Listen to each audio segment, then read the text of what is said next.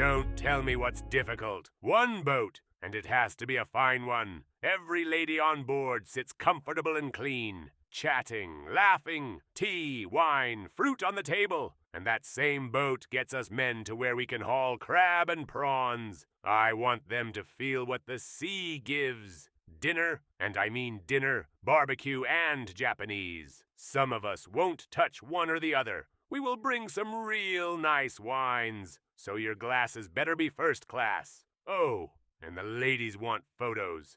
Get a photographer. Name your price. It's late. You have 1 hour. If you can't do it, just say you don't have what it takes. He came to us through a friend.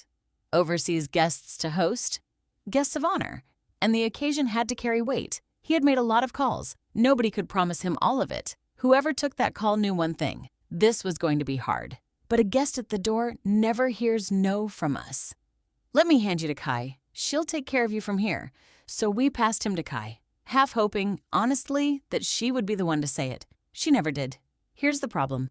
Open water means waves. The ladies would suffer. The calm inlet is comfortable, but it's no fishing ground, and a proper fishing charter runs 8 hours or more, leaving at first light. He booked 6 hours, starting at 3 in the afternoon. Wrong length, wrong hours. Twice impossible. The way boats are booked today, this order has nowhere to land. Kai worked it from the ladies' side first, the calm inlet. Then the men, not a fishing trip, a haul. In that inlet live a few captains who keep crab traps set outside their own back doors for their own weekend fun. Traps soak overnight, set one day, hauled the next. Theirs were already in the water. That was the only door this order could go through. Option B. Book it. Money is no object, he had said. He chose option B. Kai heard what wasn't said and made everything else fit, without the occasion losing an inch. Are your traps out by the cove? Guests, Wednesday afternoon. An easy haul, an hour or so. They're out. I'm around. No problem.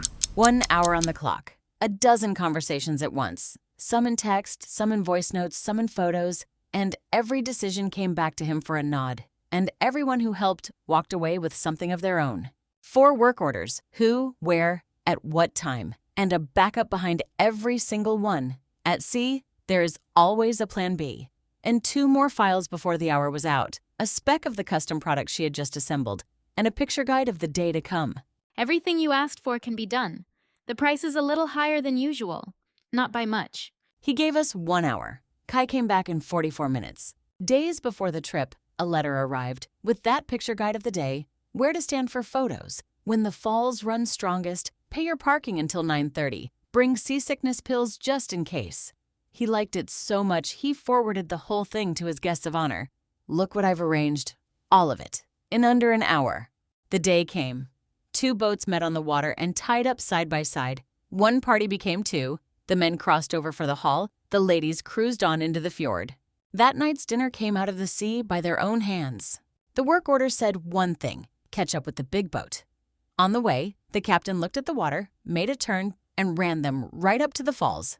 Close enough to touch. Then, the boats tied up side by side at sea, and he handed his guests back aboard. A friend's route always carries one more stop than the order. Then, the wind rose. The anchorage normally calm as a pond week after week. Wouldn't hold a boat that evening. Dinner on the water was off. The captain couldn't change the plan on his own. Every call comes back to Kai. Wind's too strong at the anchorage. We can't hold. Do you have a plan B for this? This has never happened on this water. It's a first. I don't have a plan B for a first. What would you do? I'm a member at my old club up the arm. I can bring my own guests in. Dinner under a real roof. Do it. I'll square the rest. The sea will always hand you a first. Kai's skill isn't knowing everything. It's knowing exactly who to ask. Dinner was saved, and the guests walked into a century of varnished wood and old flags they never ordered.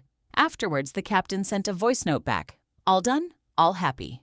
That night, one more message. He'd forgotten the fishing captain's tip. Would Kai handle it for him? You only hand that kind of thing to a friend. The next morning, Kai called him back. How was the day? The captain, the chef, the photographer. She called the captain too. How were the guests? What could run smoother next time? Then we asked about the letter. The writing's a little stiff, isn't it? But you can tell. Whoever wrote it truly cared. So we told him right there on the call. The letter and the picture guide he'd been showing off were made by our digital employee. He went quiet. His guests were still in town. He called them right over. You know what? That guide. It was made by an AI. The one who took his call, who held a dozen conversations at once, who wrote the letter, drew the guide, and set a backup behind every single person, was one digital employee a few weeks into the job. Her name is Kai. Today, Kai has 6 colleagues.